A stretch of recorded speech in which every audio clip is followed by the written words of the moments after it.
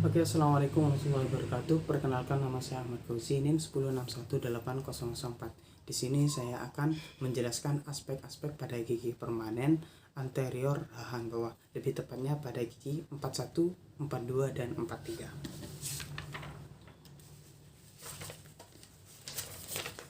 Dimulai dari gigi 41. Gigi 41 ini biasanya erupsi pada usia 6 sampai 7 tahun. Pada aspek labial, di sini terdapat mahkota lebih simetris dan insisal HG-nya itu lurus. Lalu sudut mesioinsisalnya tajam dan sudut distoinsisalnya itu membulat. Dan memiliki akar panjang dengan sepertiga apikal meruncing bengkok ke distal. Selanjutnya pada aspek lingual. Pada aspek lingual di sini singulum di sini terletak di tengah, lalu marginal ridge-nya itu mesial dan distalnya itu memiliki panjang yang sama. Kemudian mahkotanya di sini lebih simetris. Selanjutnya pada aspek proksimal. Pada aspek proksimal di sini terdapat garis servikal lebih meruncing,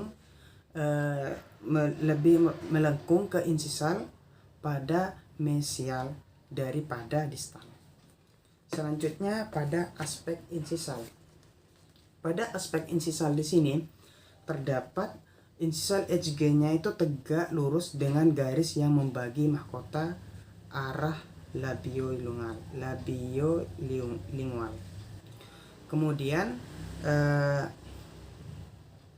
Kemudian singulumnya di sini berada di tengah.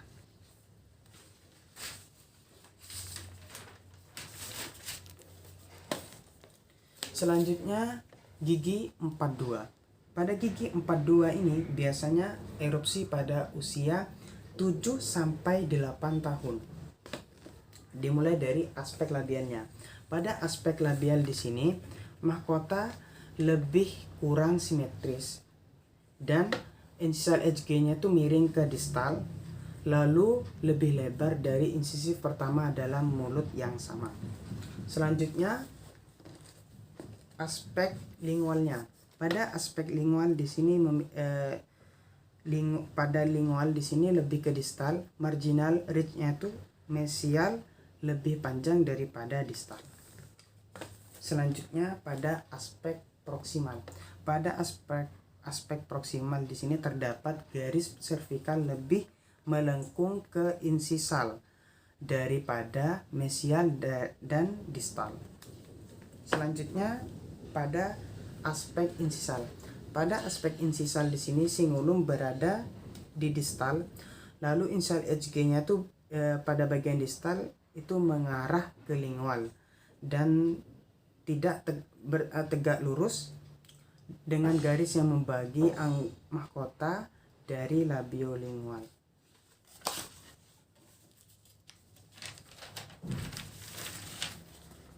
Oke, selanjutnya pada gigi 43. Pada gigi 43 ini biasanya erupsi pada usia 9 sampai 10 tahun. Dimulai dari aspek labialnya.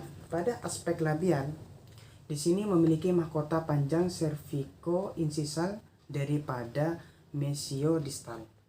Lalu sudut capsnya itu lebih tumpul dan caps ridge mesial lebih pendek dari distal. Kemudian ridge labial kurang tegas dan outline mahkota mesial bersambung dengan akar yang sedikit atau sedikit tonjolan. Selanjutnya pada aspek lingual. Pada aspek lingual di sini marginal ridge-nya itu dan fossanya itu kurang jelas. Dan di sini memiliki dua fossa yang terdiri dari fossa mesial dan distal. Lalu singulum kurang jelas dan lebih ke distal. Selanjutnya pada aspek proksimal. Pada aspek proksimal di sini terdapat cingulum kurang jelas, lalu garis servikal lebih melengkung ke insisal daripada mesial dan distal. Dan groove pada akar ini di distal itu lebih jelas.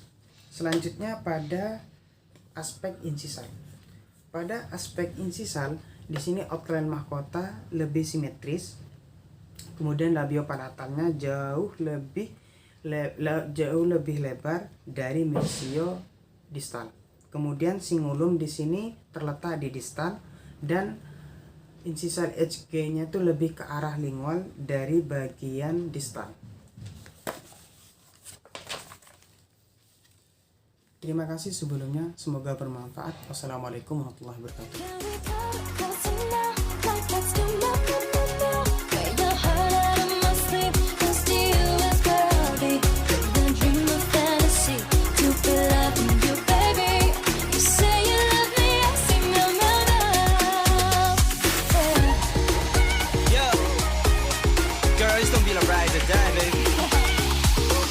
Vibes on it, everywhere I go.